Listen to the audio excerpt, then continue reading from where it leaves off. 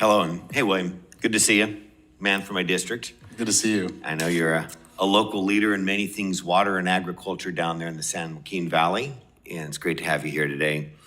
Any good ideas for additional water capacity in California that you believe are viable? Well, I was thinking about that while people were testifying, and I do believe there are locations that are well suited for large scale storage projects.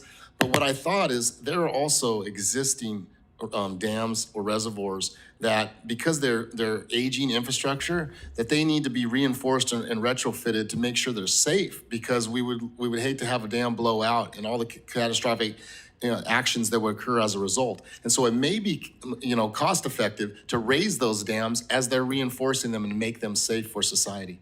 Which ones? Have you looked at numbers and specifics on that? Shasta, San Luis Reservoir, yes, Bryant, sir. Yes. Go. I know we talk about Don Pedro. There are many dams that I think could use some, not only making sure it's safe, but you could raise it so you can increase the water supply. Yeah. Along Highway 5, the California Water Project engineers spotted dozens of dam sites, and the Del Puerto Water District is building one right off Highway 5 to the west. I looked at in a visit to the district the other day that can hold up to 80,000 acre feet of water. It is very economic. Have you studied the alternative sites of smaller scale reservoirs? I think we look at all sites. We don't discount any location or any place because we need a reliable water supply. So we wouldn't turn a blind eye to anything that was viable. Another question, dredging. We're flooding right now. You're flooding, I'm flooding, the whole district's flooding because of inundation of rains. I believe we need to get more serious about dredging. A lot of the dams that we have are underutilized for agriculture and other uses, environment, human, urban, because we keep a certain amount of headspace in them for floodwater prevention every year. If you have bigger spill capacity, you can keep less floodwater headspace in the dams and actually net more human use or environmental use water carried over from winter through summer. Have you seen any dredging in the valley in the last 20, 30 years since our 1982, 83 rains? I haven't personally seen any dredging in the valley. You live there? Yes, I do. You get around a bit? I do, absolutely. I see you around a bit. I absolutely So if there was a significant dredging of anything happening, we'd know it.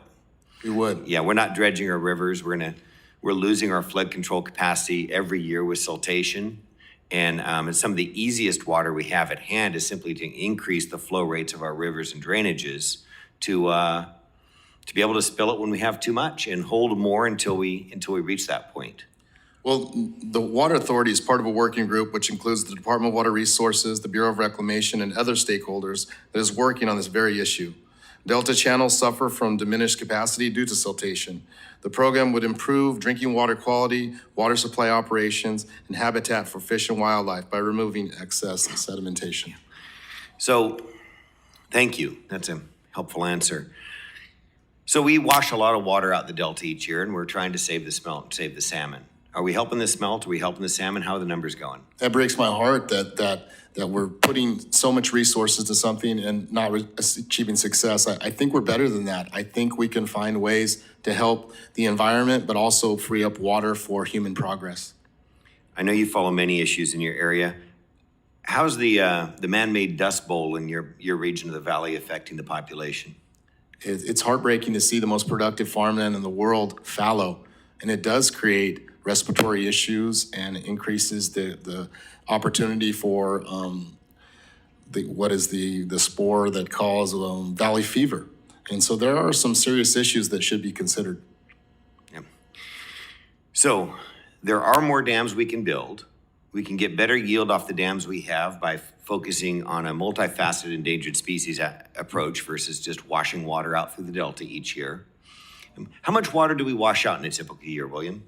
Oh, tens of millions of acre feet. Yeah, I know you've communicated on that a number of times. Are you a state water contractor?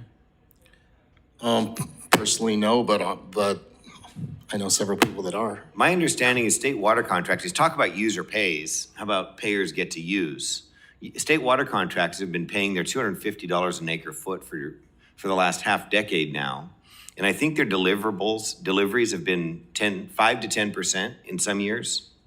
Yeah, very difficult to manage through that. So they're paying 90% of their water at a rate of about $250 an acre foot and actually getting 5–10% of what they're paying for. But we're worried about user pays. Can we again, worry a little bit more about those who pay get to use the water? So these are things we're dealing with. Thank you, Chairman. I'll yield back. Thank you.